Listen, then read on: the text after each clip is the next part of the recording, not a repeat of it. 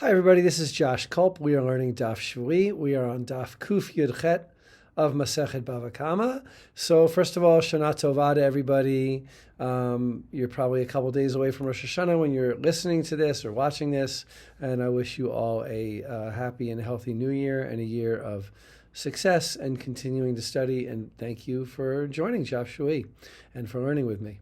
I wanted to just talk a little bit, very briefly, about these concepts that come up in the Gemara about what to do in cases where there are no witnesses or there are no evidence. Right? Jewish civil law is based on the need for witnesses. Sometimes those witnesses appear in documents. They're signed on documents. But usually the Gemara talks about cases where there is some kind of evidence by which a judge can judge. But the truth is, in a lot of cases, there are not such things. There's not such evidence. There's no documents, there's witnesses, and there's one person's word against another. And we have cases like that all the time. It comes up in many cases. We've seen a principle that we learned elsewhere. For instance, hamotzi mi chavero alav haraya. The burden of proof is on the plaintiff. If you say that I owe you money, you have to prove that you owe me money. That I owe you money, because the money is with me and you're coming to take it from me. That's one kind of these things with no proof around. What do? You assume, and we'll see this in a second, you assume that the money stays where it belongs, which we kind of get in other words in our Gemara. So the Mishnah had talked about a case of somebody said, the Gemara.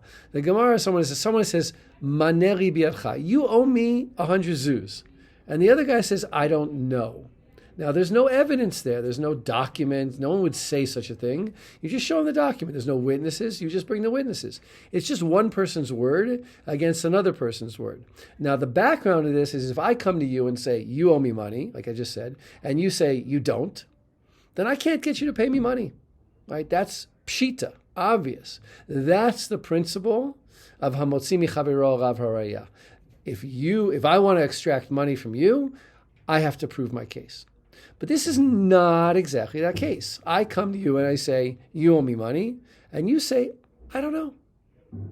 Right? Now, there's two ways of looking at this, and they're very helpful principles. It's hard to know which one takes precedence, but one of these principles is called all over the Gemara, Bari Veshema, Bari Adif. Try saying that at home. Bari Veshema, Bari Adif. It has a nice rhyme to it, a nice rhythm, which Aramaic and Hebrew often do. English, maybe a little less so.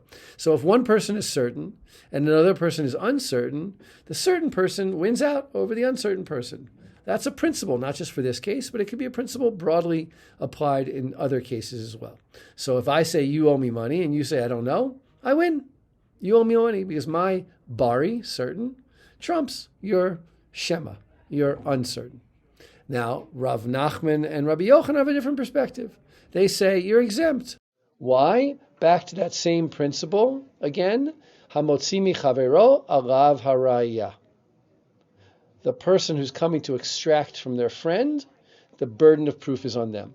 So meaning I want to sue you for money, I'm going to have to prove my case.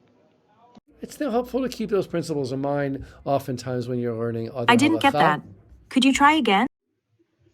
Sorry, that was Siri interrupting and I'm not making the video again, but those are interesting principles through which to learn civil cases. In many civil cases, we simply have to use these kinds of principles because we don't have testimony and we don't have documentation.